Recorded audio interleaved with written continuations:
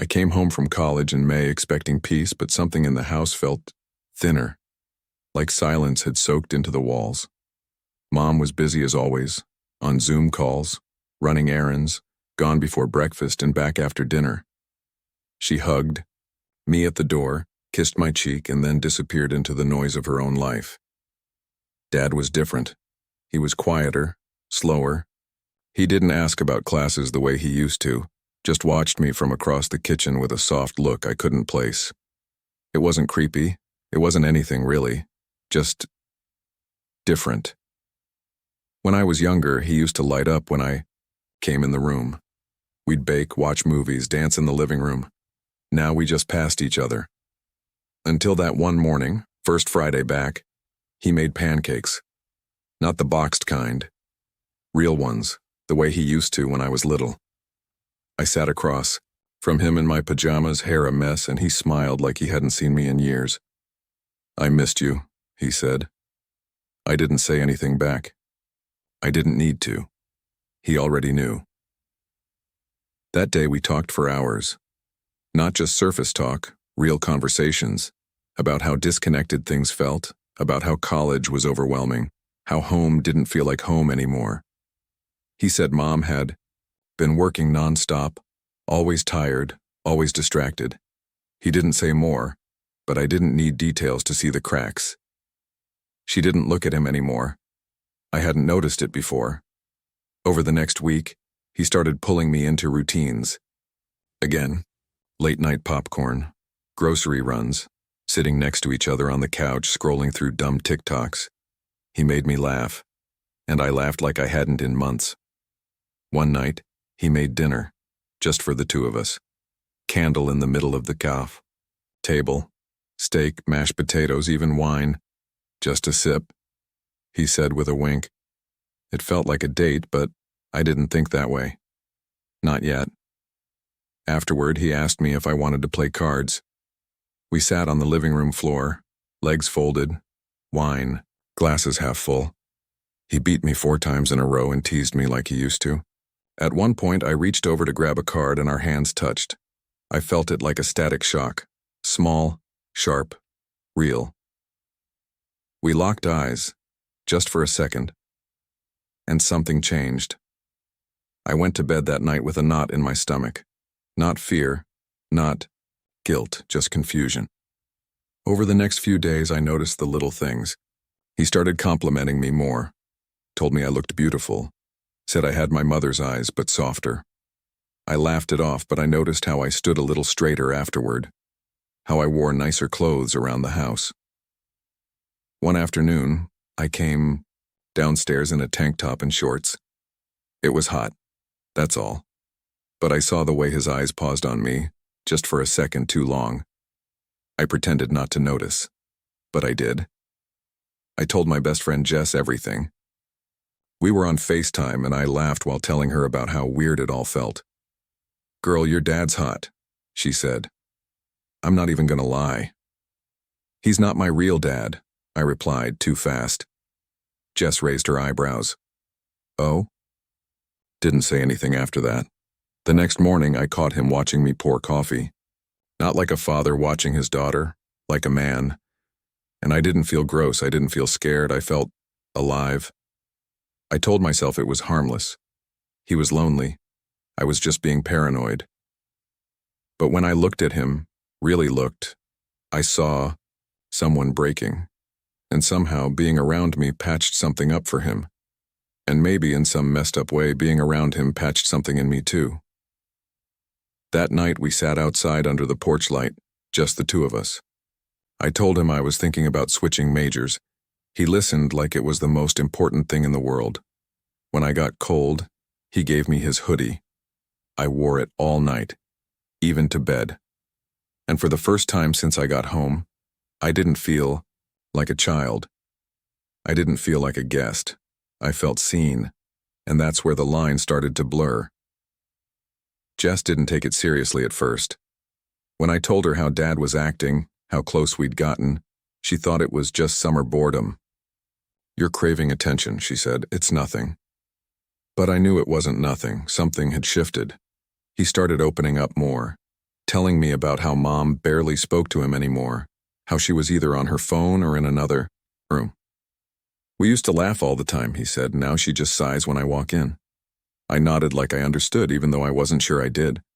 But I wanted to. That scared me more than anything. We stopped pretending. If we were alone, we sat closer.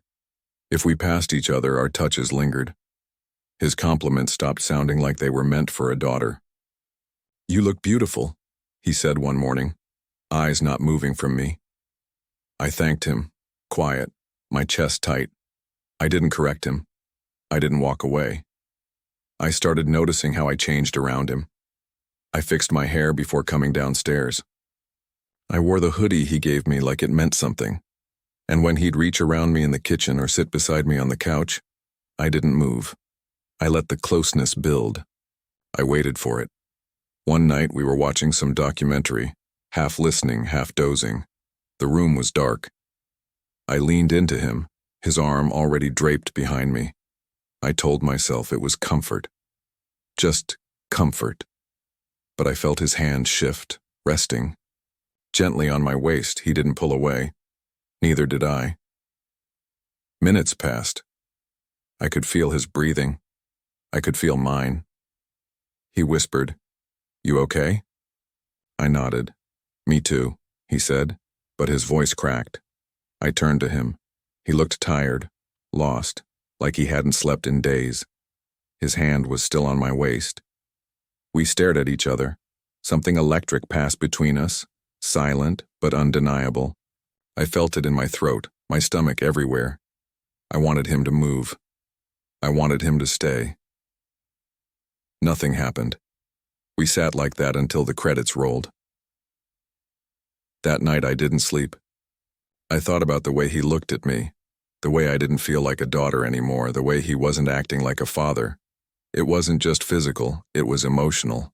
He needed something he wasn't getting, and I was giving it without realizing.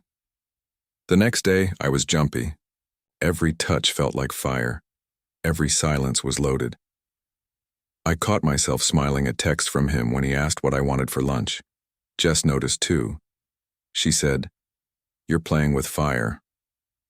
I didn't disagree, but I didn't stop either.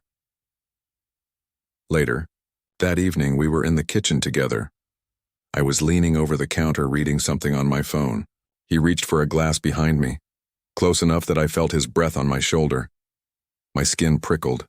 My heart stuttered. I turned around too quickly, bumping into him.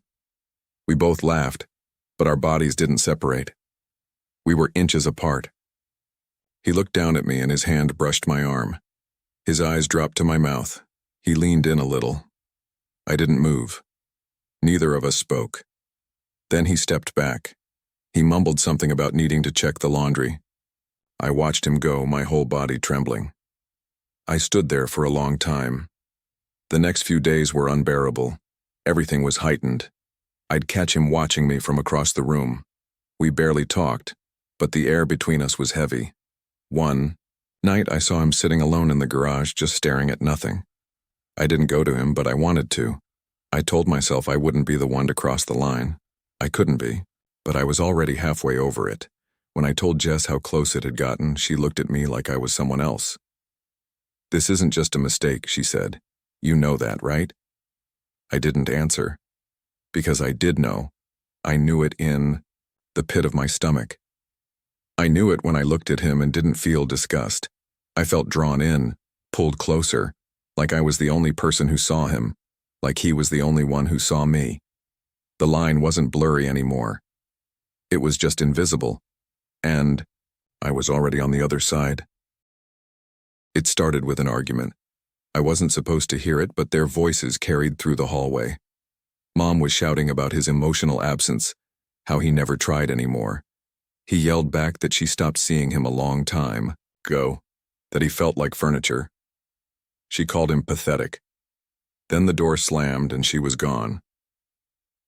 She packed a small bag and said she needed space. Just a few days at her sister's. No hugs, no eye contact. Just silence and a door click. He didn't say anything for hours. He sat at the dining table, barely moving. I hovered nearby, unsure whether to leave him alone or say something. Eventually, I made tea and placed it in front of him. He didn't touch it. She doesn't even care that she left, he said.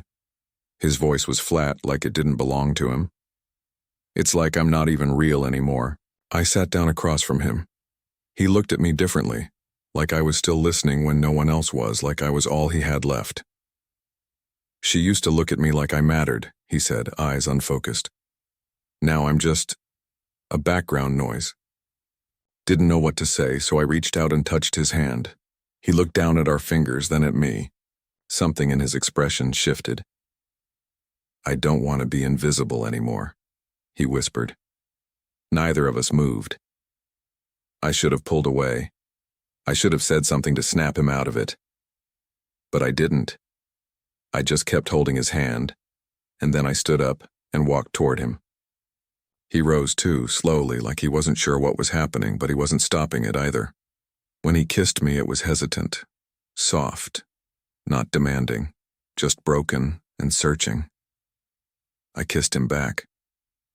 We were both shaking. I don't remember how we ended up in his room. I just remember how quiet everything was. No words, just breath.